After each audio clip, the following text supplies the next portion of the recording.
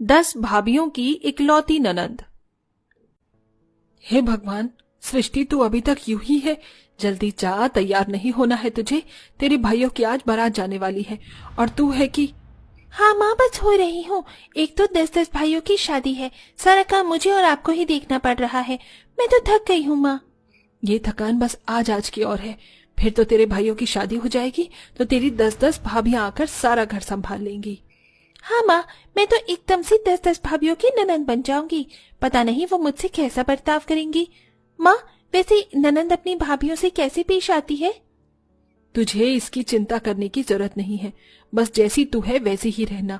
अच्छा, अब ये सब छोड़, जल्दी से तैयार हो जा। अरे नहीं, ये तो पार्लर वाली भी चली गई है, वरना उसी से बोलकर तुझे तैयार करवा देती। चल जल्दी से आ, मैं तुझे तैयार करती हूँ। सृष्टि की माँ सरला उसे हाथ पकड़कर ले गई और सृष्टि को लहंगा चोली पहनाकर उसके भाइयों की शादी के लिए तैयार किया। सृष्टि उस लहंगे चोली में बहुत सुंदर लग रही थी। तैयार होकर नन्ही सृष्टि अपनी माँ के साथ अपने भाइयों की बारात लेकर चली गई और अपनी 10-10 भाभियों को घर ले आई। घर आकर सृष्टि ने ही उनका गृह प्रवेश करवाया। माँ, अपनी भाभियों का मैं गृह प्रवेश करवाऊंगी, प्लीज माँ, प्लीज। अच्छा ठीक है, जैसे जैसे मैं बोलूं वैसे वैसे ही करना।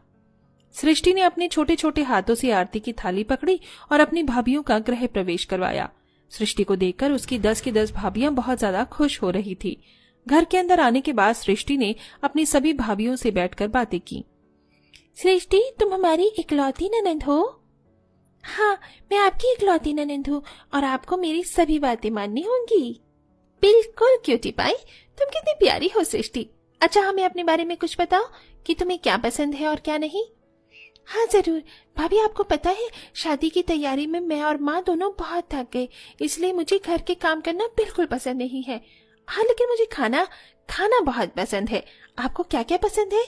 सृष्टि की बातों पर 10 की 10 भाभियां मुस्कुरा रही थी। उन्हें उस पर बहुत प्यार आ रहा था। ऐसे ही एक दिन बीत गया और आज 10 की 10 बहुओं की पहली रसोई थी। सृष्टि ने ही अपनी भाभियों को पकवान बनाने को बोला, जिसको एक भी भाभी ने मना नहीं किया, बल्कि बड़े ही मन से अपनी ननंद के लिए सभी ने खाना बनाया और सृष्टि को अपने हाथों से खिलाया।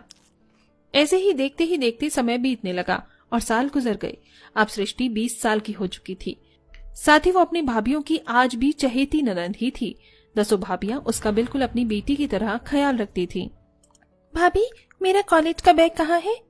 ये लो सृष्टि, मैंने इसमें आज के टाइम टेबल की सारी किताबें भी रख दिया है। शुक्रिया नीमा भाभी। सृष्टि, जल्दी से नाश्ता करो, देखो मैंने तुम्हारी पसंद के पैनकेक्स बना दिए हैं। अरे वाह, पैनकेक्स। सृष्टि नाश्ता करने को बैठी तो पीछे से उसकी सबसे बड़ी भाभी सोनाक्षी आई और उसके बाल काटने लगी। मैंने मना किया था ना कि गीले बालों से मत सोना, इस तरह बाल खराब हो जाते हैं। भाभी, मुझे ना नींद बहुत आ रही थी तो मैं इन्हें सुखाना भूल गई। अब कॉलेज से आने के बाद इनमें तेल लगवा लेना। चलो, बाल भी बन गए हैं। चलो भाभी, बहुत हो गया खाना पीना, अब मैं चलती हूँ। सृष्टि के सभी काम हो चुके थे। अंत में उसकी भाभी रसोई से निकल कर आई। अरे सृष्टि, ये लो टिफिन, मैंने तुम्हारी मनपसंद पास्ता बनाया है। अरे वाह, पास्ता, शुक्रिया भाभी। भाभी, कल तो आप मेरे लिए लंच में स्प्रिंग रोल्स बनाना। ठीक है। 10 की 10 भाभियों ने सृष्टि को उसके कॉलेज के लिए रेडी किया था। अंत में सृष्टि ने अपना बैग कंधों पर डाला और अपनी माँ का आशीर्वाद लेकर वो घर से निकल गई। 10 की 10 भाभियां भी घर के कामों में लग गईं और 10 लोगों ने मिलकर घंटों का काम मिनटों में निपटा दिया। वाह, मेरी तो 10 की 10 बहुएं ही सर्वगुण संपन्न है। जितना ख्याल मेरी बेटी का रखती हैं, उतनी ही अव्वल घर के कामों में भी है। मुझे तुम्हारे ऊपर नाज है बहुओं। सरला की बात सुनकर सभी बहुएं मुस्कुराने लगी। वो सृष्टि का एक माँ से भी बढ़कर ख्याल रखती थी। उन्हें उसकी पसंद नापसंद, अच्छाई बुराई हर चीज का पता था। एक दिन रश्मि और मोना बाजार आई हुई थी तो उन्होंने एक बहुत ही सुंदर लहंगा देखा। देखो तो जरा मोना, कितना सुंदर लहंगा है। ये सृष्टि के ऊपर कितना अच्छा लगेगा ना। अच्छा तो लगेगा, लेकिन ये रंग सृष्टि को जरा सा भी पसंद नहीं है। वही तो, वो तो गुलाबी रंग के नाम से भी चिढ़ जाती है। चलो भाभी, इन सबको देखने से अच्छा है कि हम सृष्टि के लिए लड्डू और जलेबी लेते चले। ठीक कहा, ये चीजें उसे उतना नहीं लुभाती हैं जितना कि लड्डू और जलेबी उसे पसंद है। दोनों भाभियों ने सृष्टि के लिए हलवाई से लड्डू और जलेबी खरीद ली और घर जाकर वो सृष्टि को दे दी। वाह भाभी, आज मेरा मन यही दोनों चीजें खाने को हो रहा था। आपको कैसे पता चला? बस चल गया। अरे सृष्टि, ये क्या हालत बनाई हुई है, न बाल अच्छे से बंधे हुए हैं और न ही कपड़े ढंग के हैं। हाँ भाभी, बस आज मेरा मन नहीं था कपड़े वगैरह बदलने का। हमारी इकलौती ननंद को तो घर में रानियों की तरह रहना चाहिए। मैं कंघी लेकर आ रही हूँ और कोई बहाना नहीं चलेगा। अभी के अभी बाल ठीक करवाने होंगे। ठीक है भाभी माँ। रश्मि ने बड़े ही प्यार से सृष्टि के बालों को काढ़ा और उसे एक राजकुमारी की तरह तैयार भी कर दिया। सृष्टि की 10 भाभियां उसे सालों से ऐसे ही ट्रीट करती आ रही थी। आए दिन वो उसके लिए कपड़े वगैरह लाती रहती थी, उसकी पसंद का खाना बनाती थी और उसके पांव के नाखून से सर के बाल तक का ख्याल रखती थी। अगर कभी सृष्टि को हल्का सा जुकाम भी हो जाता तब भी वो बहुत सतर्क हो जाती थी। ऐसे ही सिलसिला जारी था और एक रोज सृष्टि अपनी भाभियों के साथ एक फंक्शन में गई। सृष्टि बहुत ज्यादा सुंदर लग रही थी क्योंकि उसे उसकी भाभियों ने ही सजाया था। भाभी, मैं कुछ देर यहीं टहल रही हूँ, आप चिंता मत करना। सृष्टि अपनी भाभियों से अलग हो गई कि तभी उसके पास 2 लड़के आए और उसे छेड़ने लगे। अरे कहाँ जा रही हो हूर की परी? कौन हो तुम लोग? क्या चाहते हो? हमारे साथ आओ, पता चल जाएगा। वो दोनों लड़के सृष्टि को परेशान ही कर रहे थे कि तभी बाहर उसकी नीमा भाभी आ गई और उसने उन लड़कों को सृष्टि को छेड़ते हुए देख लिया।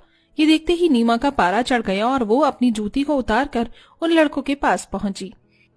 तुम्हारी हिम्मत भी कैसे हुई मेरी ननद के पास आने की? अरे अरे अरे हम तो बस यहाँ। क्या कहा? रुको, अभी बताती हूँ।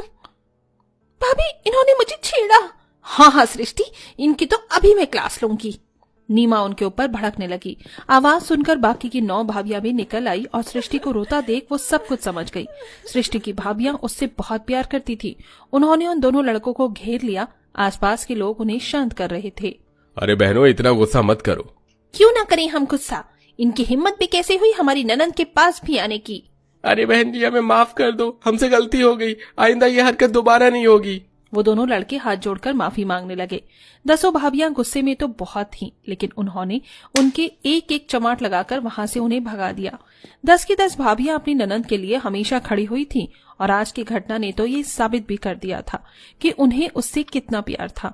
सभी भाभियां सृष्टि को घर ले आईं और उसको वो सब भुलाने के लिए उन्होंने उसकी पसंद का खाना बनाया। सृष्टि ने वो खाना खाया और अपनी भाभियों को शुक्रिया कहा। शुक्रिया भाभी, मुझसे इतना प्यार करने के लिए। सृष्टि की बात सुनकर सभी भाभियां उससे लिपट गईं। ये सब कुछ देखकर सरला की आंखों में आंसू छलक गए। सृष्टि बड़ी होती जा रही थी। जब तक उसकी शादी नहीं हुई, उसकी भाभियों ने उसे अपनी बेटी से भी बढ़कर पाला और फिर अच्छा लड़का देखकर उन्होंने उसकी शादी कर दी। सृष्टि की शादी के बाद भी वो सब उसे बहुत याद करती थी और जब भी वो मायके आती उसे कोई कमी महसूस नहीं होने देती थी। ये था 10 भाभियों का अपनी इकलौती ननंद के लिए प्यार, जो हमेशा एक जैसा था। दोस्तों, क्या आपके घर में भी इकलौती ननंद या सृष्टि की ही तरह प्यार देने वाली भाभियां हैं और इस कहानी से आपको उनकी याद आई या नहीं? हमें कमेंट बॉक्स में बताना न भूलें।